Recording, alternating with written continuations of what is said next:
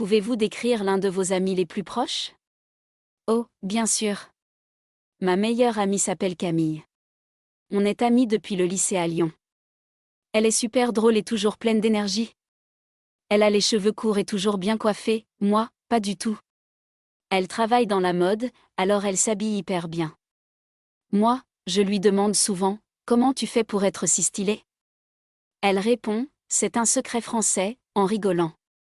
Ce que j'aime chez elle, c'est qu'elle me fait toujours rire. Quand j'ai raté mon permis de conduire, elle m'a dit, t'inquiète, la prochaine fois, on te mettra sur une trottinette. Mais elle est aussi très gentille. Si je suis triste, elle est toujours là pour moi. On adore regarder des films comme Amélie Poulain en mangeant du fromage, bien sûr. Elle chante faux, mais fort, et elle adore jouer à la pétanque. C'est trop marrant. Et toi? Tu as une amie comme ça?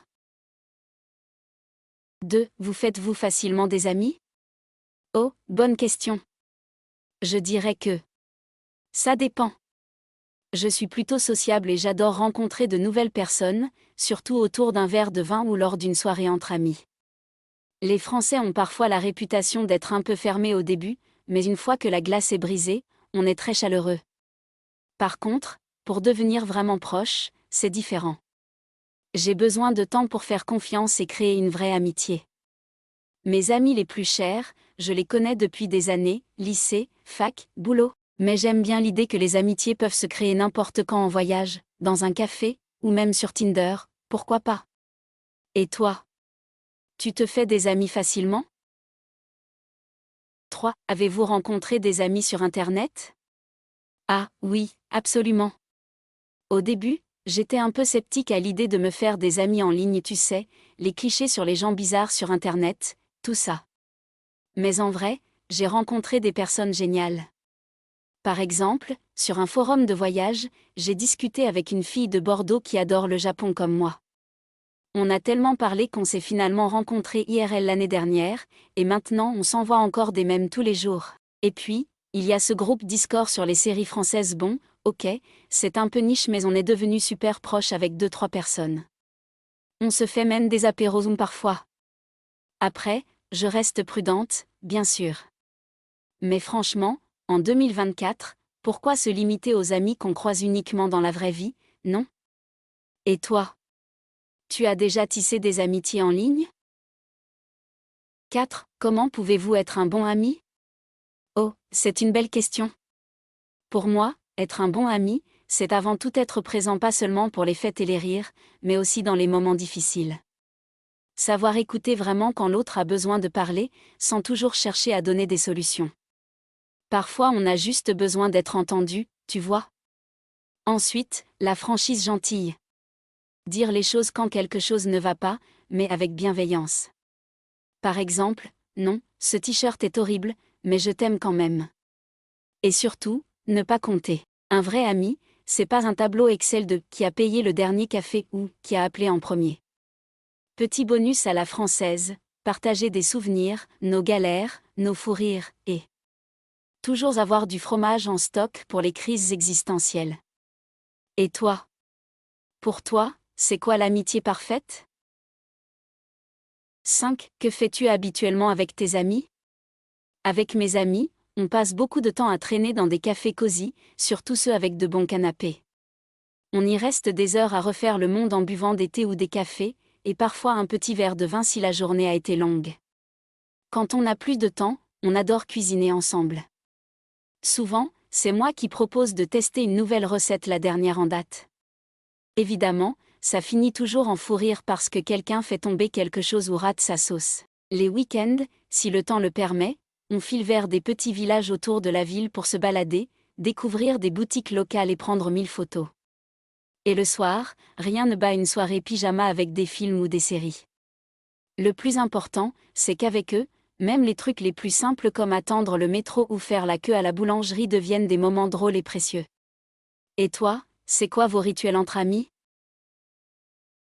6. Quelles choses les amis ne devraient jamais faire? Pour moi, l'amitié, c'est sacré, et il y a des lignes à ne pas franchir. D'abord, mentir ou trahir la confiance. Si un ami partage un secret, c'est comme un trésor, on le garde précieusement. Et puis, être jaloux ou rabaisser l'autre, ça non. Un vrai ami, il te soutient dans tes réussites, même s'il lui traverse une période moins facile. Autre truc impardonnable, l'amitié, c'est pas un ascenseur émotionnel où on appuie sur le bouton quand on a besoin. Si tu disparais pendant des mois et que tu reviens comme si de rien n'était. Bof. Et surtout, ne jamais prendre l'autre pour acquis. Même après 10 ans d'amitié, un petit message, un café spontané, ça fait toujours plaisir. Le pire selon moi? Parler dans le dos. Si t'as un problème avec un ami, tu lui dis en face. Une amitié toxique, c'est comme un croissant rassis, ça fait mal au cœur et ça laisse un goût amer. Et toi, tu as des lignes rouges en amitié? 7. Est-ce facile pour vous de vous faire des amis? Je suis plutôt sociable. J'adore discuter avec des inconnus en soirée ou blaguer avec les collègues autour de la machine à café.